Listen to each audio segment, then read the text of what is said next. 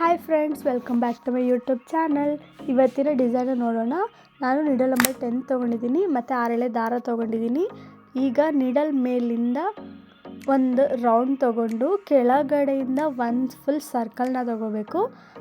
Circle ಮಾಡಿರುವಂಥ ಜಾಗದಲ್ಲಿ ನಾವು ಹಿಡ್ಕೊಂಡು ಅಲ್ಲಿಗೆ ನಾವೊಂದು ಲಾಕ್ ಮಾಡ್ಕೋಬೇಕು.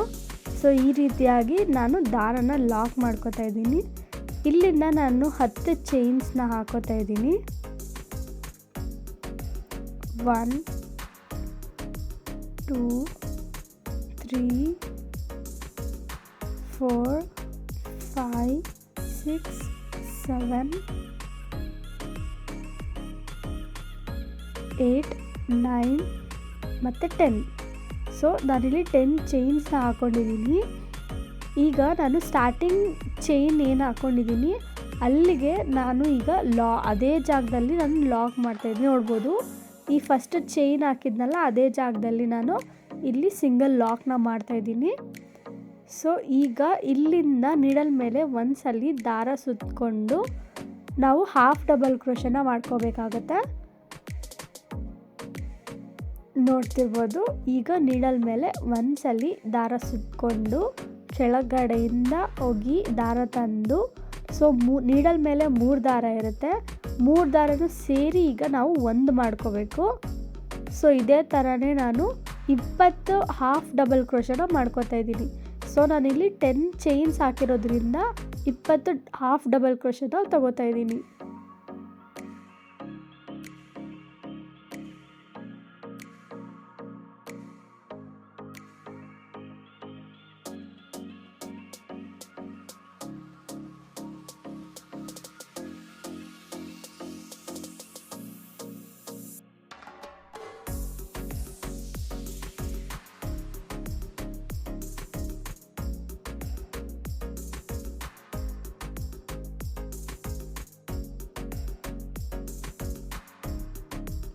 ಹಾಫ್ ಡಬಲ್ ಕ್ರೋಶ ಏನಾಗ್ತೀವಿ ಅದು ಒಂದೇ ಸೈಜಲ್ಲೇ ಇರಬೇಕು. ಸೊ ನಾವು ಜಾಸ್ತಿ ಫುಲ್ ಮಾಡಿದ್ರೆ ಒಂದೊಂದು ಡಿಸೈನ್ ಒಂದೊಂದು ಥರ ಬರುತ್ತೆ. ಸೊ ಒಂದೇ ಸೈಜಲ್ಲಿ ನೋಡಿಕೊಂಡು ನಾವು ಹಾಫ್ ಡಬಲ್ ಕ್ರೋಶನ ಮಾಡ್ಕೋಬೇಕಾಗತ್ತೆ.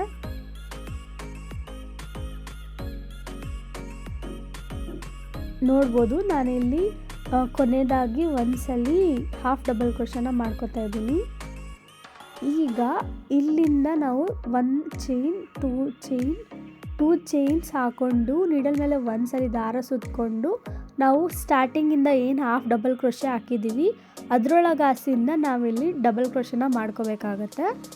ನೀಡಲ್ ಮೇಲೆ ಒಂದ್ಸಲಿ ದಾರ ಸುತ್ತಕೊಂಡು ಪಕ್ಕದ ಚೈನ್ಗೆ, ಸೊ ಇಲ್ಲಿ ನಾನು ಡಬಲ್ ಕ್ರೋಶನ 10 ಟೈಮ್ಸ್ ಮಾಡ್ಕೋತಾ ಇದ್ದೀನಿ, ಅಂದರೆ 10 ಸಲ ಮಾಡ್ಕೋತಾ ಇದ್ದೀನಿ. ತುಂಬ ಉದ್ದನೂ ಬೇಡ, ತುಂಬ ಸಣ್ಣನೂ ಬೇಡ, ನಾರ್ಮಲ್ ಆಗಿ ಮೀಡಿಯಮ್ ಆಗಿದ್ದರೆ ಸಾಕು, ಹಾಫ್ ಡಬಲ್ ಕ್ರೋಶೆ ಥರ. ಸೊ ಇದೇ ರೀತಿಯಾಗಿ ನಾನು 10 ಸಲ ಡಬಲ್ ಕ್ರೋಶೆಟ್ನ ಹಾಕೋತಾ ಇದ್ದೀನಿ.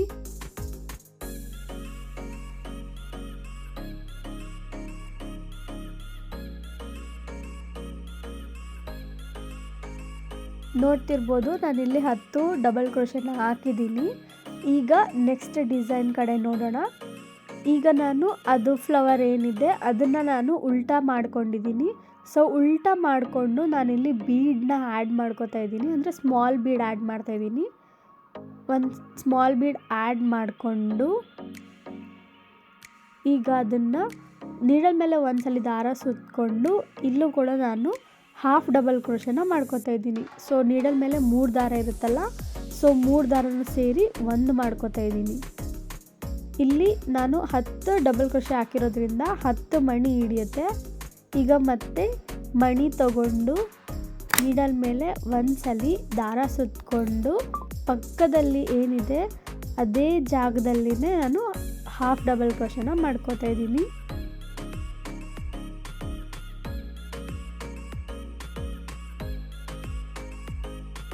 ಸೊ ಇದೇ ರೀತಿಯಾಗಿ ನಾನು 10 ಸಲ ಈ ಥರ ಮಣಿ ಹಾಕಿ ಹಾಫ್ ಡಬಲ್ ಕ್ರೋಶನ ಮಾಡ್ಕೋತಾ ಇದ್ದೀನಿ.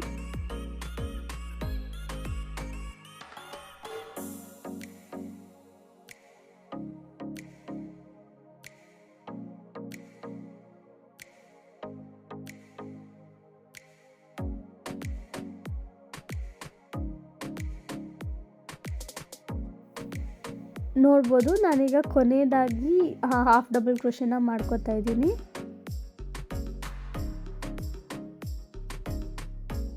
ನಿಮಗೆ ಇಷ್ಟೇ ಬೇಕಂದರೆ ಇಷ್ಟಕ್ಕೆ ಸ್ಟಾಪ್ ಮಾಡ್ಬೋದು ಡಿಸೈನ್ನ. ನಾನಿಲ್ಲಿ ಇನ್ನೂ ಕಂಟಿನ್ಯೂ ಮಾಡ್ತಿರೋದ್ರಿಂದ ಸೊ ನಾನು ಡಿಸೈನ್ನ ಟರ್ನ್ ಮಾಡಿಕೊಂಡು ಇನ್ನೂ ಸ್ವಲ್ಪ ಎಕ್ಸ್ಟ್ರಾ ಡಿಸೈನ್ನ ಹಾಕೋತೀನಿ. ಈಗ ಡಿಸೈನ್ನ ಟರ್ನ್ ಮಾಡಿ ನಾನಿಲ್ಲಿ 3 ಚೈನ್ಸ್ನ ಹಾಕೋತಾ ಇದ್ದೀನಿ. ಸ್ಟಾರ್ಟಿಂಗ್ ಮತ್ತು ಎಂಡಿಂಗಲ್ಲಿ ಮಾತ್ರ 3 ಚೈನ್ಸ್ ಬರುತ್ತೆ, ಮಧ್ಯದಲ್ಲೆಲ್ಲ 2 ಚೈನ್ಸ್ ಬರುತ್ತೆ. 3 ಚೈನ್ಸ್ನ ಹಾಕ್ಕೊಂಡು ಪಕ್ಕದ ನಾವು ಹಾಫ್ ಡಬಲ್ ಕ್ರೋಶೆ ಏನು ಮಾಡಿದ್ದೀವಿ ಆ ಗ್ಯಾಪಲ್ಲಿ ನೋಡಿಕೊಂಡು ಆ 3 ಚೈನ್ಸ್ನ ನಾವು ಸಿಂಗಲ್ ಲಾಕ್ನ ಮಾಡ್ಕೋಬೇಕು.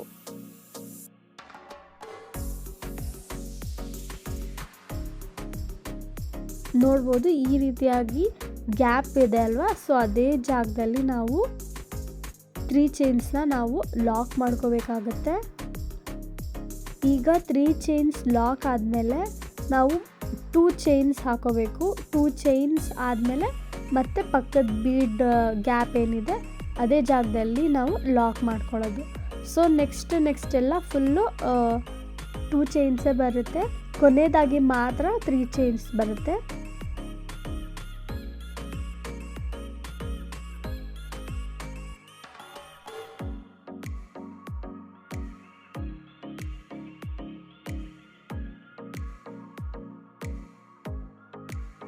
ನೋಡ್ಬೋದು ಕೊನೆಯದಾಗಿ ನಾನಿಲ್ಲಿ 3 ಚೈನ್ಸ್ನ ಹಾಕೋತಾ ಇದ್ದೀನಿ. ನೋಡಿಕೊಂಡು ಅದು ಎಲ್ಲಿಗೆ ಬರುತ್ತೋ ಅಲ್ಲಿಗೆ ನಾವು ಲಾಕ್ ಮಾಡ್ಕೋಬೇಕು. ಸೊ ಈ ರೀತಿಯಾಗೂ ತುಂಬ ಚೆನ್ನಾಗಿ ಕಾಣುತ್ತೆ ಡಿಸೈನು. ನಮ್ಗೆ ಇಲ್ಲಿಗೆ ಸಾಕು ಅನ್ನೋರು ಇಲ್ಲಿಗೆ ಸ್ಟಾಪ್ ಮಾಡ್ಬೋದು, ಈ ರೀತಿಯಾಗಿ ಕಾಣುತ್ತೆ. ಸೊ ನಾನು ಇಲ್ಲಿಂದ ಮತ್ತೆ ಎಕ್ಸ್ಪ್ಯಾಂಡ್ ಮಾಡ್ತಿರೋದ್ರಿಂದ ಡಿಸೈನ್ನ ಮತ್ತೆ ಉಲ್ಟಾ ಮಾಡಿಕೊಂಡು ಈಗ ನಾನು ಬೀಡನ್ನ ಹಾಕ್ಕೊಳ್ತೀನಿ. ಬೀಡ್ ಹಾಕೊಳ್ಳೋಕ್ಕೂ ಮುಂಚೆ 3 ಚೈನ್ಸ್ ಏನು ಹಾಕಿದ್ದೀನಿ ಅದರೊಳಗಡೆ ಒಂದು ಸಲ ಸಿಂಗಲ್ ಲಾಕ್ನ ಮಾಡ್ಕೋತೀನಿ. ಸೊ ಈಗ ನಾನು ಈ ಬೆಲ್ ಮಣಿ ಅಂತ ಏನಂತಾರೆ ಅದನ್ನು ನಾನಿಲ್ಲಿ ಲಾಕ್ ಮಾಡ್ತಾಯಿದ್ದೀನಿ. ಸೊ ಇನ್ಸರ್ಟ್ ಮಾಡಿಕೊಂಡು ಮಣಿನ ಈಗ ನಾವು ಪಕ್ಕದಲ್ಲಿ ಏನು ಚೈನ್ ಹಾಕಿದ್ದೀವಿ 3 ಚೈನ್ಸು ಅದರೊಳಗೆ ಆಸಿಂದ ನಾವು ಲಾಕ್ ಮಾಡ್ತಾಯಿದ್ದೀವಿ. ಈಗ ಸೇಮ್ ಅದೇ ರೀತಿಯೇ ಪಕ್ಕ 2 ಚೈನ್ ಒಳಗಡೆ ಒಂದ್ಸಲಿ ಸಿಂಗಲ್ ಲಾಕ್ ಮಾಡ್ಕೋಬೇಕು, ಮತ್ತು ಮಣಿನ ಇನ್ಸರ್ಟ್ ಮಾಡಬೇಕು. ಸೊ ಮಣಿನ ಲಾಕ್ ಮಾಡೋದಕ್ಕೋಸ್ಕರ ಅದೇ ಚೈನಲ್ಲಿ ನಾವು ಒಂದ್ಸಲಿ ಸಿಂಗಲ್ ಲಾಕ್ ಮಾಡ್ಕೋಬೇಕು.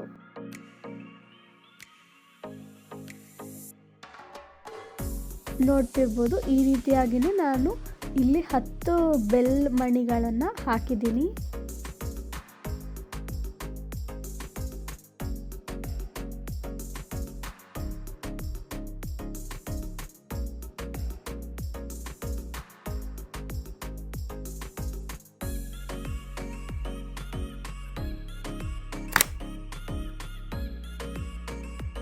ನೋಡ್ತಿರ್ಬೋದು ಈ ರೀತಿಯಾಗಿ ಕಂಪ್ಲೀಟಾಗಿ ಕಾಣುತ್ತೆ ನಾವು ಬೆಲ್ ಮಣಿಗಳನ್ನು ಆ್ಯಡ್ ಮಾಡಿದ್ಮೇಲೆ. ನಿಮಗೆ ಇದರಲ್ಲಿ ಯಾವ ಸ್ಟೆಪ್ ಬೇಡ ಅಂದ್ರೂ ನೀವು ಸ್ಕಿಪ್ ಮಾಡ್ಕೋಬೋದು. ಸೊ ನಾನಿಲ್ಲಿ ದಾರ ಕಟ್ ಮಾಡಿದ್ದೀನಿ. ನಿಮಗೆ ಯಾವ ಸೈಡು ಚೆನ್ನಾಗಿ ಕಾಣುತ್ತೆ ಈ ಸೈಡ್ ಹಾಕೋಣ ಅಂತ ಅನಿಸುತ್ತೋ ಆ ಸೈಡ್ ಬಿಟ್ಟು ಅದರ ಹಿಂದೆಗಡಿಕೆ ಕಟ್ ಮಾಡಿರೋ ದಾರಾನ ಅಂಟಿಸ್ಕೊಳ್ಬೇಕಾಗತ್ತೆ. ಸೊ ಈಗ ನೆಕ್ಸ್ಟ್ ಡಿಸೈನ್ನ ನೋಡೋಣ. ನಾನಿಲ್ಲಿ ಬೇರೆ ಕಲರ್ದು 6 ಎಳೆ ದಾರ ತೊಗೊಂಡಿದ್ದೀನಿ. ಸೊ ಸ್ಟಾರ್ಟಿಂಗ್ ನಾನಿಲ್ಲಿ ಲಾಕ್ ಮಾಡ್ಕೊತಾ ಇದ್ದೀನಿ. ಈಗ ಲಾಕ್ ಆದಮೇಲೆ ಚೈನ್ಸ್ ಹಾಕೋಬೇಕು. ನಾನಿಲ್ಲಿ 1 ಚೈನ್ ಹಾಕ್ಕೊಂಡಿದ್ದೀನಿ. 1 ಚೈನ್ ಹಾಕ್ಕೊಂಡು ನೀಡಲ್ ಮೇಲೆ ಒಂದ್ಸಲಿ ದಾರ ಸುತ್ತಕೊಂಡು ಪಕ್ಕದಲ್ಲೇ ನಾನು ಡಬಲ್ ಕ್ರೋಶೆನ ಮಾಡ್ಕೋತಾ ಇದ್ದೀನಿ. ನೀವು ಡಬಲ್ ಕ್ರೋಶೆನ ಅಂತ ಏನಿಲ್ಲ, ಯಾವ ಥರ ಬೇಕಾದರೂ ಇಲ್ಲಿ ಡಿಸೈನ್ನ ಹಾಕೋಬೋದು. ನಾನಿಲ್ಲಿ ಡಬಲ್ ಕ್ರೋಶೆನ ಹಾಕೋತಾ ಇದ್ದೀನಿ.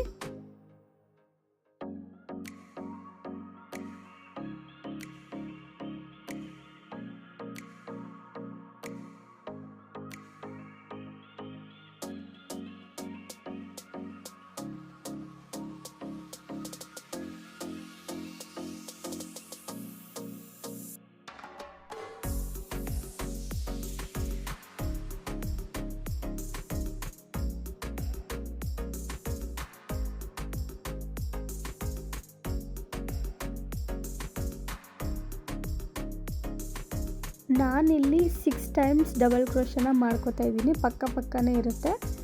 ಸೊ 6 ಟೈಮ್ಸ್ ಡಬಲ್ ಕ್ರೋಶ ಆದಮೇಲೆ ಕುಚ್ಚಿಗೋಸ್ಕರ ನಾನಿಲ್ಲಿ ಚೈನ್ಸ್ನ ಹಾಕ್ಕೊಂಡು ಜಾಗ ಬಿಡ್ತೀನಿ. ಕುಚ್ಚು ಬೇಡ ಅನ್ನೋರು ನೀವು ಮಣಿಗಳನ್ನು ಹಾಕೋಬೋದು. ಸೊ ನಾನಿಲ್ಲಿ ಯಾವುದೇ ರೀತಿಯ ಕುಚ್ಚು ಹಾಕ್ತಿಲ್ಲ. ಸೊ ನಾನಿಲ್ಲಿ ರಿಂಗ್ ಥರ ಮಣಿಯನ್ನು ಯೂಸ್ ಮಾಡ್ತಾಯಿದ್ದೀನಿ. ನೋಡ್ಬೋದು ಇಲ್ಲಿ ನಾನು 6 ಸಲ ಡಬಲ್ ಕ್ರೋಶನ ಹಾಕಿದ್ದೀನಿ. ಈಗ ಮಣಿ ಹಾಕ್ಕೊಳ್ಳೋಣ. ನಾನು ಈ ಥರ ರಿಂಗ್ ಬೀಡ್ ಮಧ್ಯದಲ್ಲಿ ಈ ಥರ ದೊಡ್ಡ ಮಣಿನ ಹಾಕೋತಾ ಇದ್ದೀನಿ. ಸೊ ಇದು ಗ್ರ್ಯಾಂಡ್ ಲುಕ್ ಕೊಡುತ್ತೆ ಅಂತ.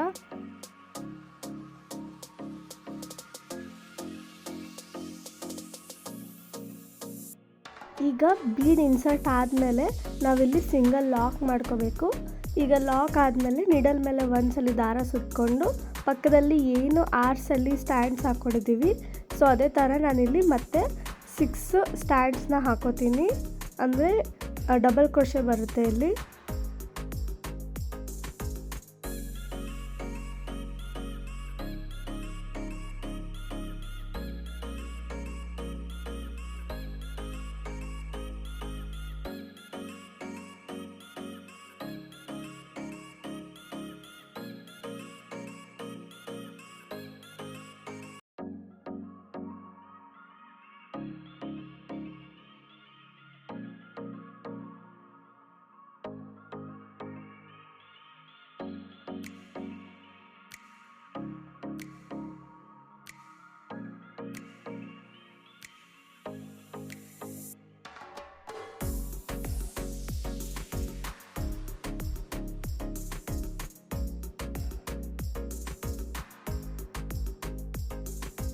ಈಗ ನೋಡ್ಬೋದು ನಾನು 6 ಸಲ ಡಬಲ್ ಕ್ರೋಶೆಟ್ನ ಹಾಕಿದ್ದೀನಿ. ಈಗ ನಾನು ಚೈನ್ಸ್ ಹಾಕೋತಾ ಇದ್ದೀನಿ. ಇಲ್ಲಿ ನಾನು 3 ಚೈನ್ಸ್ ಹಾಕ್ಕೊಂಡು ಮತ್ತೆ ನೀಡಲ್ ಮೇಲೆ ಒಂದು ಸಲ ದಾರ ಸುತ್ತಕೊಂಡು ಅದೇ ಥರನೇ 6 ಟೈಮ್ಸು ಡಬಲ್ ಕ್ರೋಶೆನ ಮಾಡ್ಕೋತಾ ಇದ್ದೀನಿ.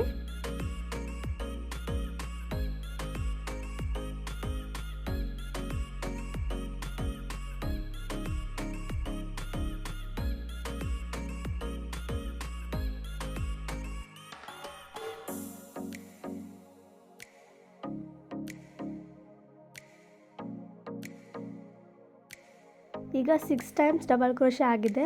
ಈಗ ನಾನು ಪಕ್ಕದಲ್ಲಿ ಮಣಿ ಹಾಕಿರೋ ಥರನೇ ರಿಂಗ್ ಬೀಡನ್ನ ಇಲ್ಲಿ ಯೂಸ್ ಮಾಡ್ತಾಯಿದ್ದೀನಿ. ಈಗ ಬೀಡ್ ಇನ್ಸರ್ಟ್ ಮಾಡಿ ನಾರ್ಮಲಾಗಿ ಒಂದು ಸಿಂಗಲ್ ಲಾಕ್ ಹಾಕ್ಕೊಂಡು ಮತ್ತು ನೀಡಲ್ ಮೇಲೆ ಒಂದು ಸಲ ದಾರ ಸುತ್ತಕೊಂಡು ಅದೇ ಥರನೇ ನಾನಿಲ್ಲಿ 6 ಟೈಮ್ಸ್ನ ಕಂಟಿನ್ಯೂ ಮಾಡ್ತಾಯಿದ್ದೀನಿ. ನೀವು ಬೇಕಿದ್ರೆ ಇನ್ನೂ ಕಡಿಮೆ ಕೂಡ ಮಾಡ್ಬೋದು, ಇನ್ನೂ ಚೆನ್ನಾಗಿ ಕಾಣುತ್ತೆ.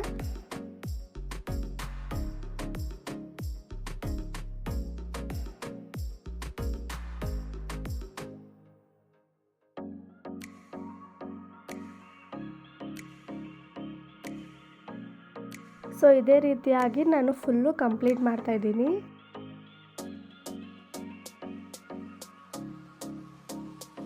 ನೋಡ್ಬೋದು ಫಸ್ಟ್ ಸ್ಟೆಪ್ ಕಂಪ್ಲೀಟ್ ಆದಮೇಲೆ ನಾವು ಮುಂಚೆ ಮಾಡಿಟ್ಕೊಂಡಿದ್ದೀವಲ್ಲ, ಸೊ ಅದನ್ನು ನಾನಿಲ್ಲಿ ಈ ರೀತಿಯಾಗಿ ನಾನು ಪ್ಲೇಸ್ ಮಾಡ್ತಾಯಿದ್ದೀನಿ. ನೀವು ಪ್ಲೇಸ್ ಮಾಡಬೇಕಾದ್ರೆ ನಿಮಗೆ ಫ್ರಂಟ್ ಯಾವ ಕಡೆ ಬೇಕೋ ಆ ಕಡೆ ಪ್ಲೇಸ್ ಮಾಡ್ಕೋಬೋದು. ಸೊ ಡಿಸೈನ್ನ ನಾನು ಈ ರೀತಿಯಾಗಿ ಇಟ್ಕೊಂಡಿದ್ದೀನಿ.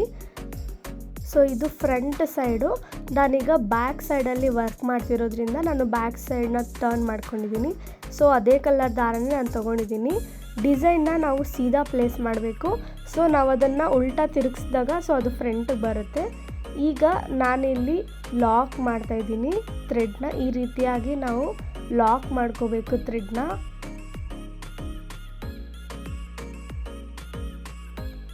ಥ್ರೆಡ್ ಲಾಕ್ ಆದಮೇಲೆ ನಾವೇನು ಫ್ಲವರ್ನ ಪ್ಲೇಸ್ ಮಾಡಿದ್ದೀವಿ ಅದಕ್ಕೂ ಮತ್ತು 3 ಚೈನ್ಸ್ಗೆ ನಾವು ಎರಡೂ ಸೇರಿ ಲಾಕ್ ಮಾಡಬೇಕಾಗತ್ತೆ.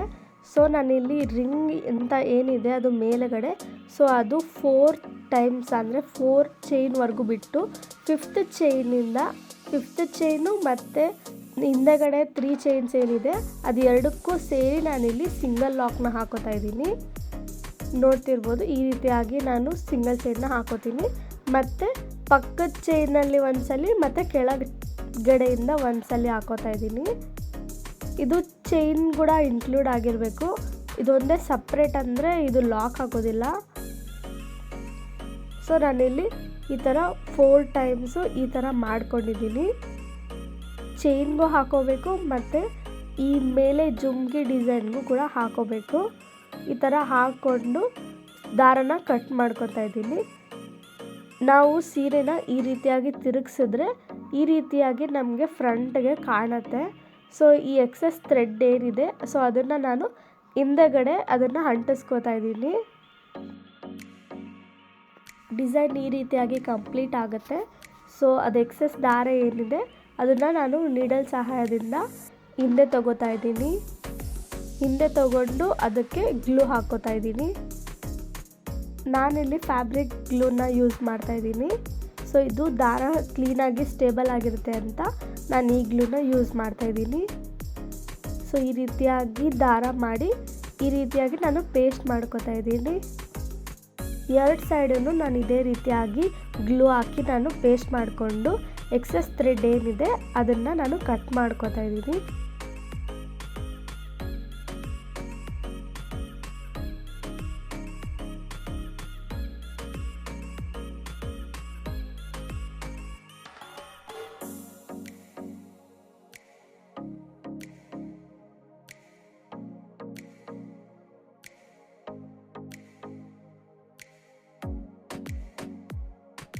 ನೀವು ಫ್ರಂಟ್ ನೋಡ್ಬೋದು, ಈ ರೀತಿಯಾಗಿ ಫಿನಿಶಿಂಗ್ ಬರುತ್ತೆ. ನಾವು ಗ್ಲೂ ಹಾಕಿರೋದು ಕಾಣೋದಿಲ್ಲ.